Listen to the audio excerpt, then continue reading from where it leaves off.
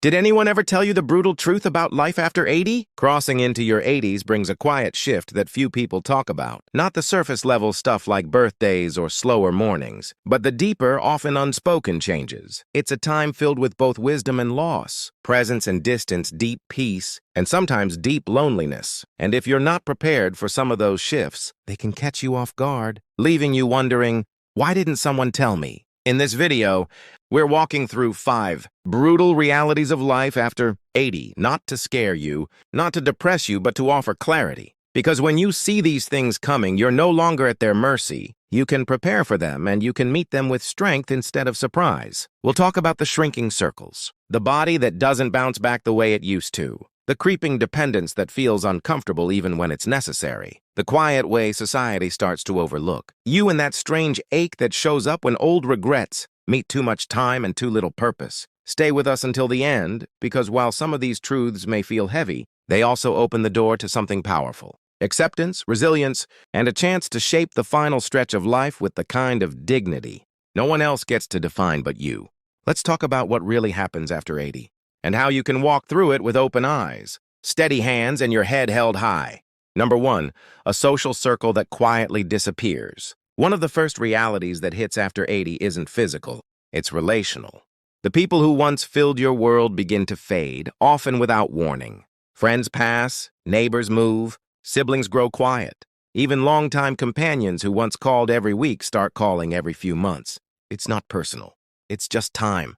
But it leaves a space that can feel hollow, no matter how strong or independent you are. You wake up one morning and realize the phone doesn't ring like it used to.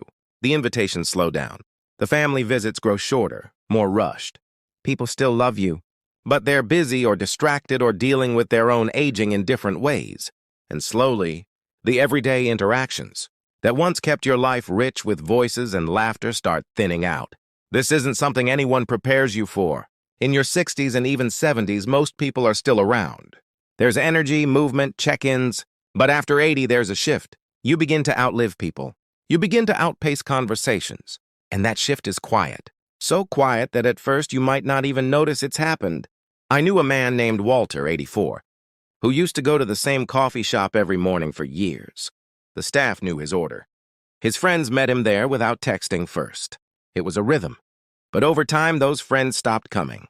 Some passed, some moved, and others just stopped driving. One day, Walter told me, "It's strange to walk into a place where everyone used to know your name, and now you're just the man in the corner booth."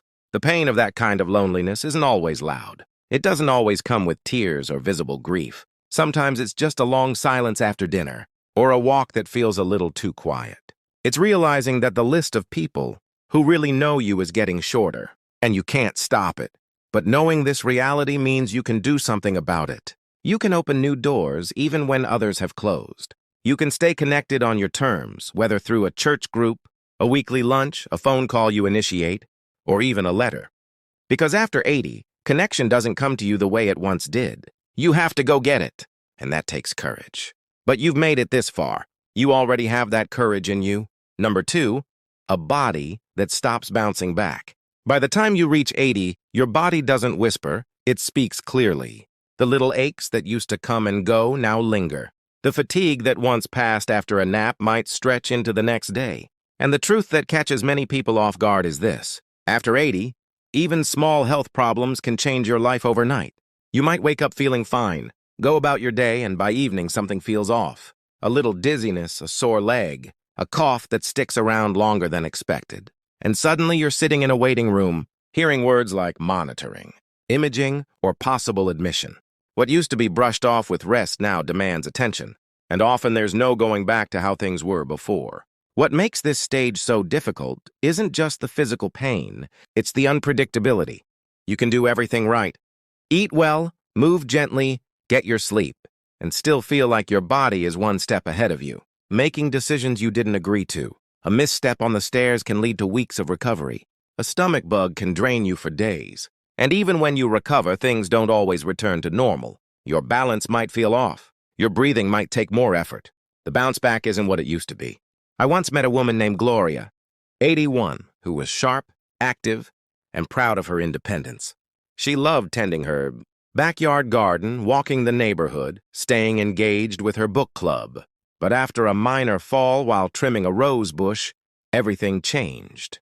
It wasn't the injury, it was the aftermath. Weeks of rest turned into months of reduced strength. Her confidence slipped. "I thought I was just taking a break," she said, but my body treated it like a full stop. That's the part no one tells you. At 80, rest is not always restorative in the same way. It can turn into decline if you're not careful, and sometimes, even when you're careful, your body decides to slow down anyway.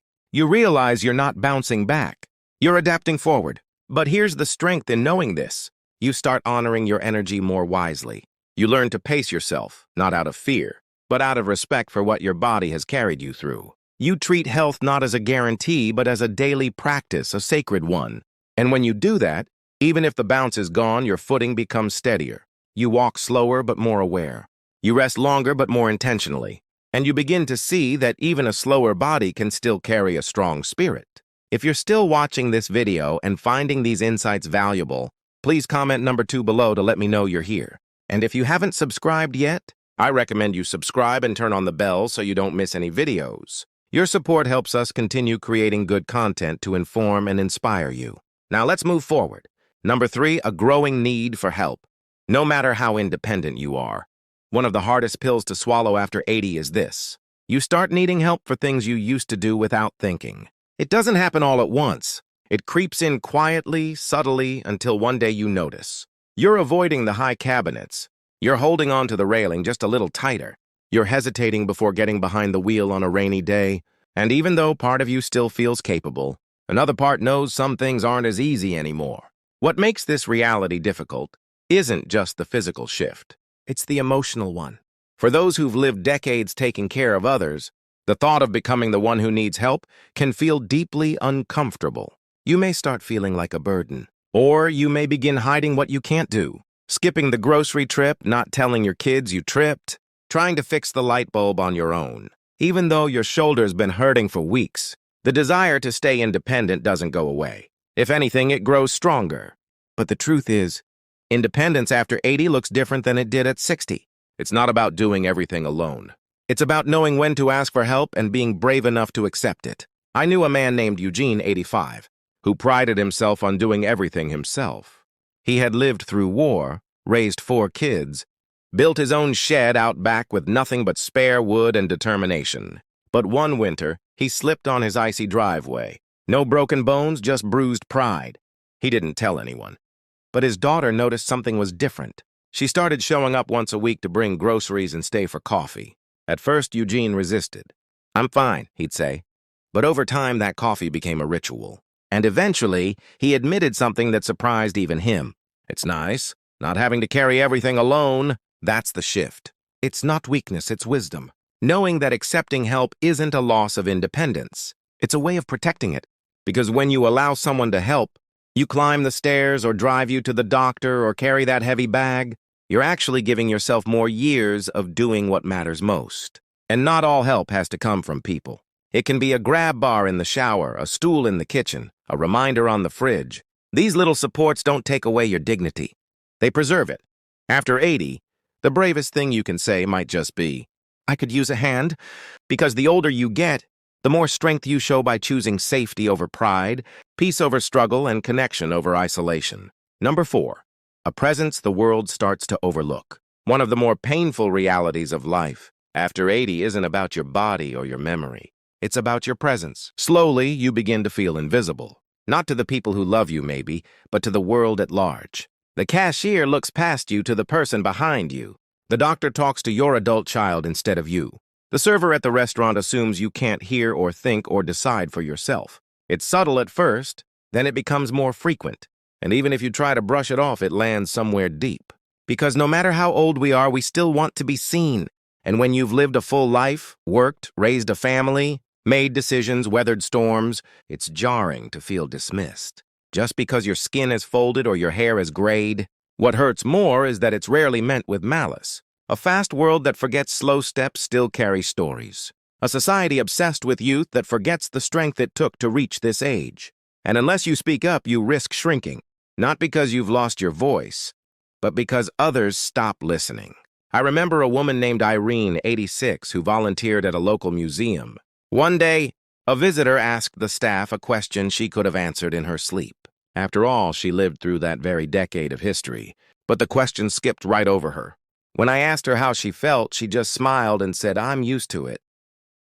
But there was sadness in that smile. The kind that comes from being seen as furniture instead of fire. But you are not furniture. You are not background. You are still here, still thinking, still contributing.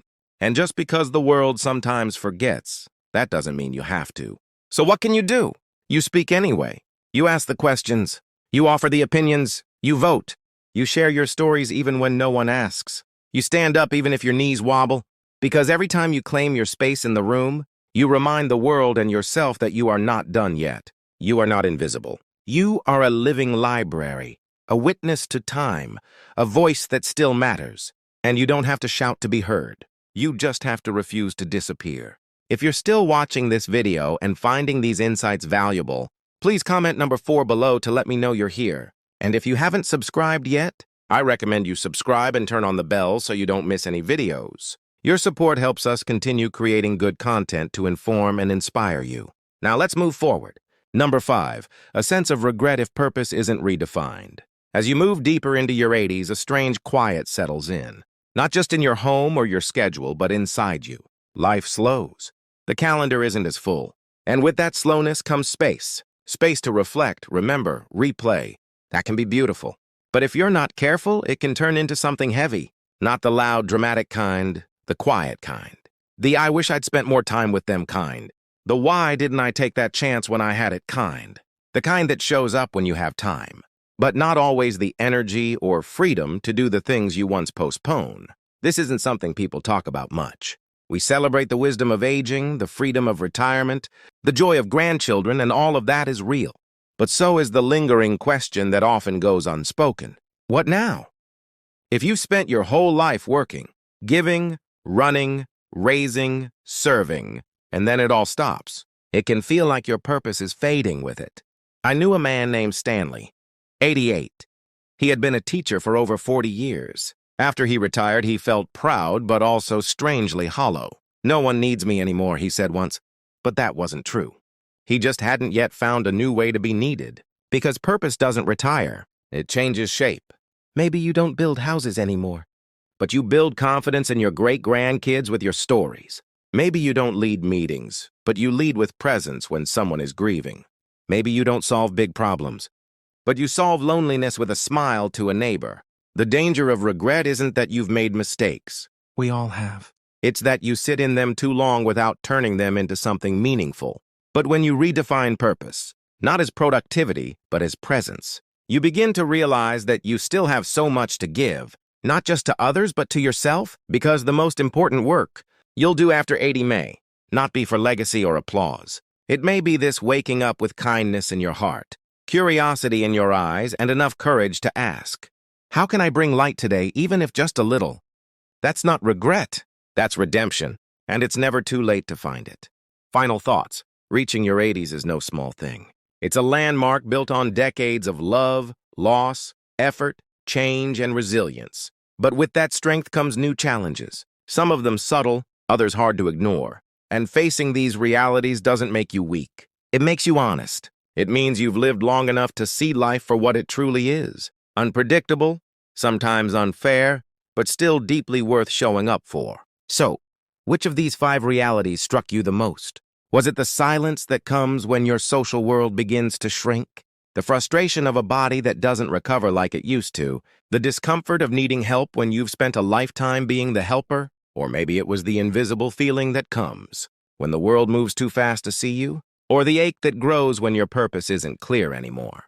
Whatever it was, I hope you felt seen, because the truth is, you're not alone in any of this. Not in the slowing down, not in the forgetting, not in the questions that keep you up at night, or the moments that make you wonder what comes next. And here's the good news. Even now, even at this stage, you get to choose. You can choose connection. You can choose rest. You can choose to ask for help. You can choose to speak louder when someone overlooks you, and softer when someone needs your grace. You can choose to forgive yourself for what didn't happen and honor yourself for what did. This chapter of life isn't the end. It's the deep part of the story, the part where every word carries weight, the part where small gestures mean more than grand ones ever did, the part where your presence, your patience, your perspective, these become your power. Thank you for joining us today. We'd love to hear from you. Leave a comment below and share one thing you learned today and how you plan to use it in your life. Your thoughts are important to us, so don't hesitate to share them. Reading your comments gives us great motivation and encouragement. If you enjoyed this video and found it helpful, please like, subscribe, and share. Your support helps us continue creating good content to inform and inspire you. Thanks for watching, and we look forward to seeing you in the next video.